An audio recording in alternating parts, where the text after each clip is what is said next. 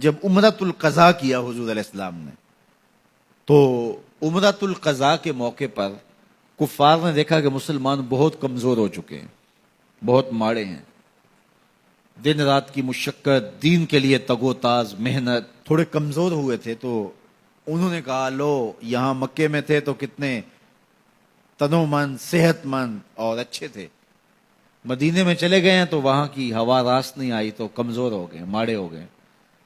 تو حضور علیہ السلام نے صحابہ کو کہا جب طواف کرو تو پہلے 3 چکر رمل کے طور پہ جو ہے وہ کندھے اچکا اچکا کے، جس اکھاڑے میں پہلوان نہیں چلتا چھوٹے چھوٹے قدم بڑھتے ہوئے، کہا پہلے 3 چکر یوں لگاؤ تاکہ ان کو بتاؤ کہ ہم ماڑے نہیں، ہم تگڑے ہیں۔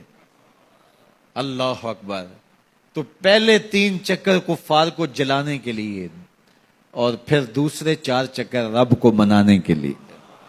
یہ دین ہے، دشمن کو جلانا بھی دین ہے۔ اللہ اکبر۔ تو کہا کہ کندھے اچکا اچکا کے چلو تاکہ انہیں پتہ چلے ہم تگڑے، ہم ماڑے نہیں ہوئے۔ اب صدیاں گزر گئیں، اب تو جب ہم حج کرتے ہیں یا عمرہ کرتے ہیں تو رمل کے پہلے 3 چکر اچکا اچکا کے کندھے اور اٹکلیاں کرتے ہوئے چلتے ہیں، تو چھتوں پہ اوپر تو ہمارے بھائی ہی طواف کر رہے ہوتے ہیں۔ اب تو مکے کی سرزمین میں کوئی کافر نہیں بستا، تو اب کس کو دکھلا رہے ہیں؟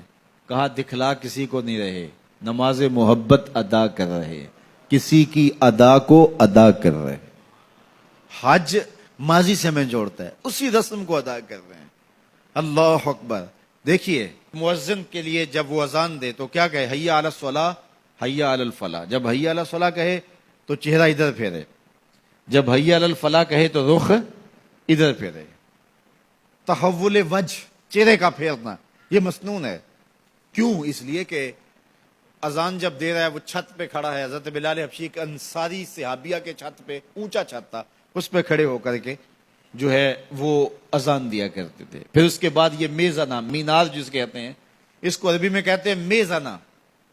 میزانہ کا معنی اذان دینے کی جگہ۔ یہ اب منار بطور علامت بنائے جاتے ہیں، وہ یاد تازہ کر لی جاتی ہے ماضی کی، اور مینار کا اب مقصد وہ نہیں رہا، صرف اس یاد کو باقی رکھا گیا ہے۔ تو یہ میزانہ، اذان دینے کی جگہ، اونچی جگہ پہ کھڑے ہو جاؤ، پوری بستی میں اذان کی آواز جائے۔ تو حی علی الصلاۃ اور حی علی الفلاح پر دائیں اور بائیں آپ رخ پھیریں۔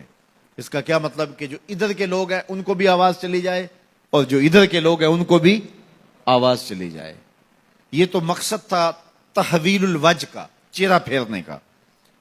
اور آج جب لاؤڈ سپیکر کے سامنے ہم کھڑے ہو کے اذان دیتے ہیں تو اگر دوسری جانب چہرہ پھیریں گے تو مائک سے تھوڑا سا منہ ہٹ جائے گا، آواز تھوڑی سی کم ہو جائے گی۔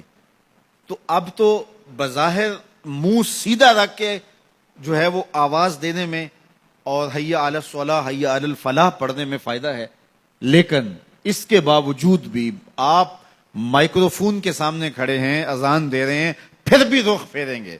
یار ادھر والوں کو پہنچانا آواز تو آپ کا مقصود نہیں، وہ تو یہاں زیادہ جاتی ہے۔ کہا کہ ہم تو یار کی ادا کو ادا کر رہے ہیں۔ تو ماضی سے ہمیں جوڑتا ہے حج، پورا حج دیکھ لیجئے۔ یہ چاہے زمزم پہ آنا، یہ صفا مروہ کی دوڑیں، یہ ملتزم سے لپٹنا، یہ مقام ابراہیم پہ آنا، یہ حجر اسود کو چومنا۔ یار انسان ہو کے پتھر کو چوم رہا ہے۔ مجھے یہ بتائیے، اسلام نے پتھروں سے دور نہیں کیا، لیکن حجر اسود پتھر ہے، اس کے نیڑے کیا جا رہا ہے۔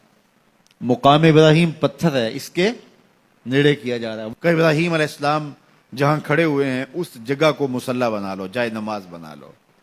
مالک تو پتھروں سے دور ہٹاتا ہے اور یہاں سر جھکانے کے لیے کہتا ہے۔ فرمایا کہ یہی تو میں بتانا چاہتا ہوں، محبت کی اگر بولی سمجھتے ہو تو اپنے ڈیرے سے یار کا ڈیرا اچھا لگتا ہے۔ اتنی دیر تک تمہارا طواف نہیں مانوں گا جب تک وہاں پیشانی نہیں رگڑو گے جہاں یار کے قدم آئے۔ اللہ کے گھر کا طواف کر لیا، کسر باقی نہیں رہی، لیکن کہا کہ قبول تب ہوگا جب 2 رکعتیں پڑھو گے۔ کہاں؟ مقام ابراہیم پہ۔ میرے گھر کا طواف کر لیا، لیکن محبت کی زبان سمجھتے ہو تو اپنے ڈیرے سے یار کا ڈیرا اچھا لگتا ہے، تمہیں یہاں ماتھا رگڑنا پڑے گا جہاں میرے خلیل کے قدم آئے ہیں۔